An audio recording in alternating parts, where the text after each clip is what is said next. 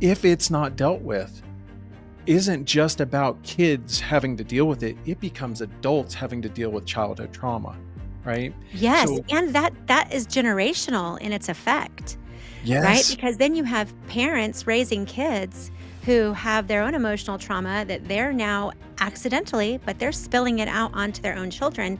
And I think that this is again one of those undertones that I've seen in the church that is a red flag, Yeah. which again is that we're to trust our leadership.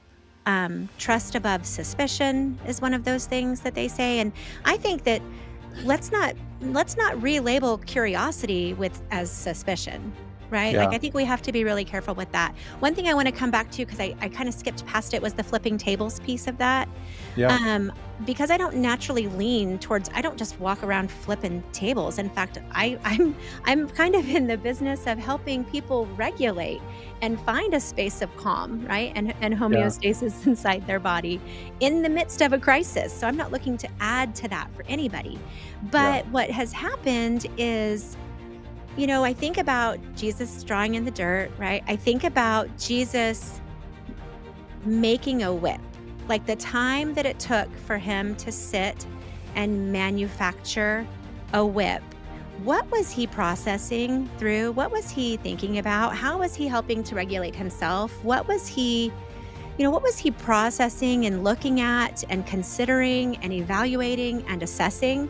Yeah. And so but he didn't jump right to whip, right? He first was like, "What are you guys doing? Like this this is my father's house. Why are we acting like?" He had all of this and then it eventually came to a head where the whip was created, it was yielded, the tables were flipped, the people, were scattered out of there, kind of in that misuse of God's house.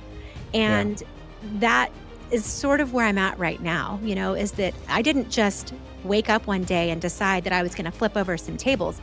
This has been years of me, giving the benefit of the doubt, asking the Mhm. questions, trying to follow the process that I've always been taught, which is Matthew 18, which I never really was taught to look at First Timothy 5 when it comes to accountability in the church. I was always looking at it from a sibling issue, right? A brother and sister in Christ, which is, Yeah. is different when it's the church.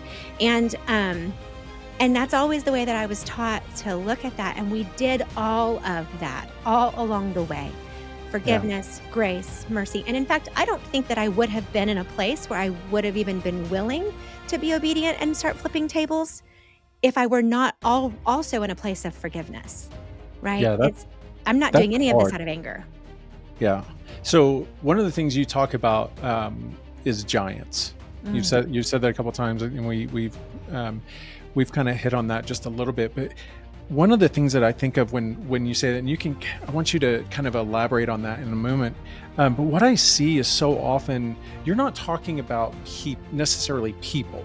What you're talking about, it seems like to me, is this org that has been created, that you have to protect the org.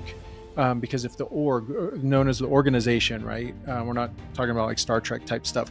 It's literally the organization that if this happens, the org goes away and all of these people are going to get hurt. So it's okay if this one person experiences trauma.